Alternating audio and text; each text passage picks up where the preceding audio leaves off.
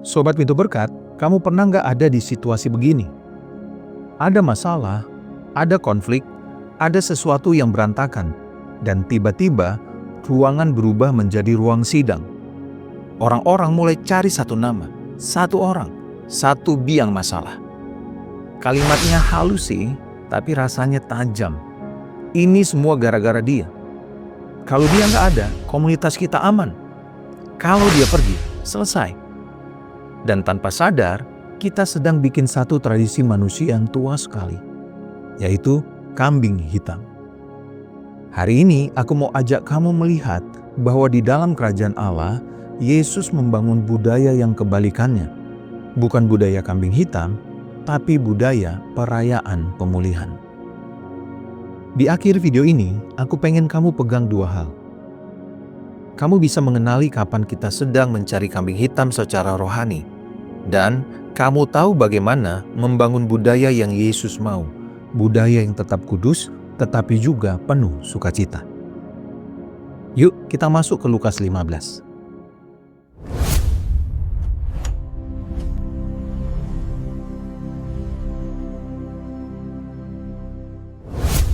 Yesus dekat dengan pemungut cukai dan orang berdosa. Mereka datang, mendengar, dan beberapa bertobat. Tapi orang Farisi dan ahli Taurat bersungut-sungut. Kok Yesus menerima orang berdosa? Kok Yesus makan bareng mereka? Nah, di sini menarik. Mereka bukan cuma mengkritik perilaku Yesus. Mereka sedang mempertahankan rasa aman komunitas. Mereka seperti berkata, "Jangan bawa orang kotor masuk, nanti rusak, nanti mengganggu." Disinilah pola kambing hitam muncul. Kalau ada kelompok yang dianggap kotor, kita ingin menjauhkan mereka supaya kita merasa bersih. Yesus menjawab dengan 3 cerita. Domba hilang, dirham hilang, dan 2 anak yang hilang. Dan semua cerita itu berakhir dengan satu hal, sukacita. Yesus seolah berkata, kalau kamu tidak bisa bersukacita atas pemulihan, mungkin kamu belum mengerti hati kerajaan.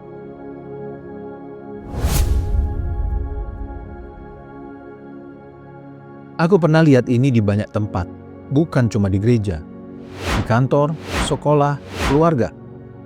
Ada masalah yang rumit, komunikasi buruk, kepemimpinan lemah, luka lama, ekspektasi nggak jelas. Tapi rumit itu melelahkan, jadi manusia suka solusi cepat.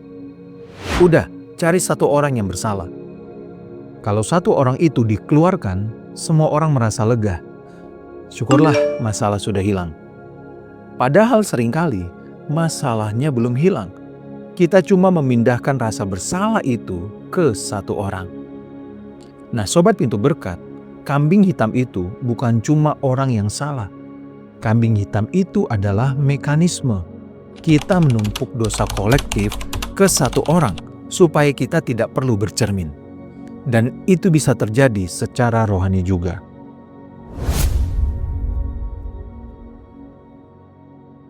Tuhan Yesus mulai dengan domba. Domba hilang, gembala mencari, ketemu, dipikul. Terus apa? Panggil teman-teman, bersukacitalah.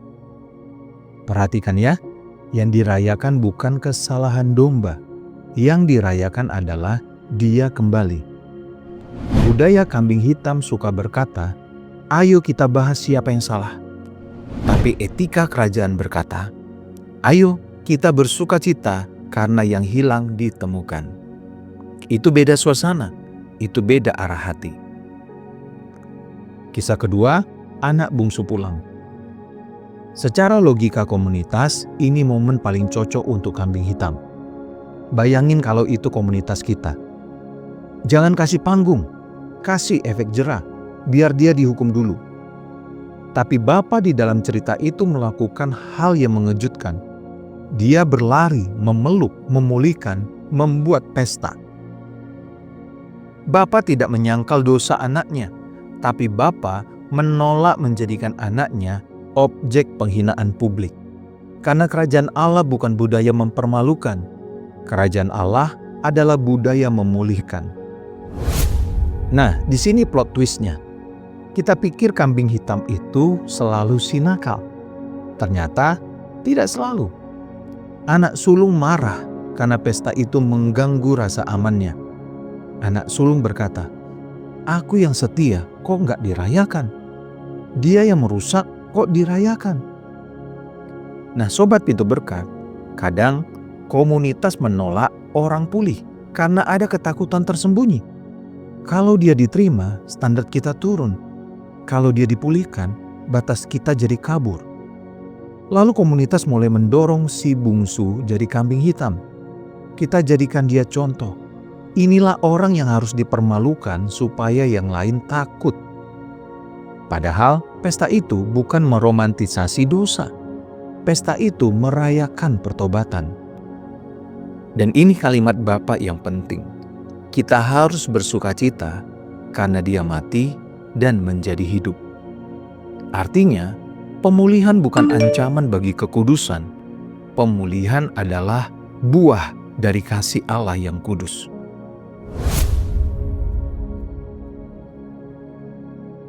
Mungkin kamu bertanya, kalau begitu berarti semuanya boleh dong? Kalau ada orang berdosa masuk, langsung pesta? Enggak, bukan begitu. Etika kerajaan itu tidak menukar kekudusan dengan toleransi murahan. Bapa tidak berkata dosa itu enggak apa-apa. Buktinya, anak bungsu memang harus pulang. Ada pertobatan. Yang Tuhan ubah adalah cara komunitas merespon orang yang bertobat. Budaya kambing hitam menutup pintu, mempermalukan, mengasingkan, lalu merasa diri suci. Budaya perayaan kerajaan membuka pintu bagi yang bertobat, memulihkan martabat, lalu memuridkan dengan serius. Jadi begini sobat, kerajaan Allah itu bukan lembek, tapi juga bukan kejam. Kerajaan Allah itu kudus, dan karena kudus, Ia menyembuhkan.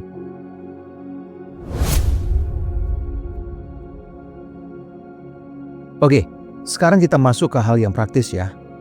Kalau kamu pemimpin, pelayan, atau jemaat, ini 4 langkah membangun budaya perayaan yang sehat. Pertama, ganti pertanyaan. Dari siapa yang salah ke bagaimana orang ini bisa dipulihkan. Ini mengubah arah percakapan. Kedua, rayakan pertobatan, bukan masa lalu. Kalau seseorang bertobat, jangan jadikan masa lalunya sebagai identitas permanen. Rayakan langkah pulangnya, lalu dampingi proses pemulihannya. Ketiga, buat jalur pemulihan, bukan panggung gosip.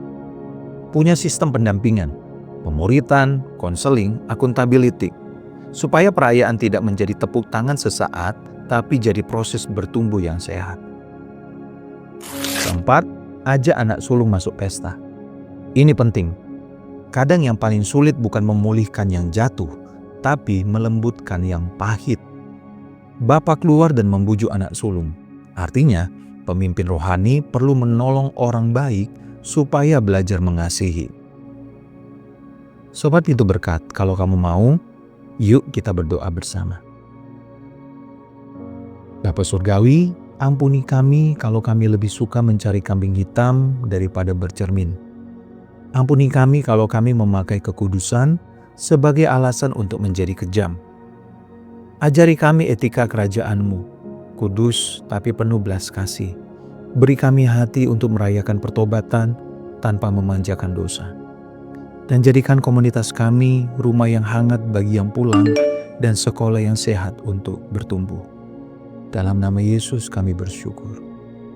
Amin. Kalau pesan ini menyentuh kamu, silakan tulis di komentar. Tuhan, ajari kami membangun budaya perayaan. Dan kalau kamu mau bertumbuh bareng lewat renungan seperti ini, silakan subscribe ya. Sampai ketemu di video selanjutnya. Tuhan Yesus memberkati. Dibebaskan oleh firman, dikuatkan oleh kebenaran.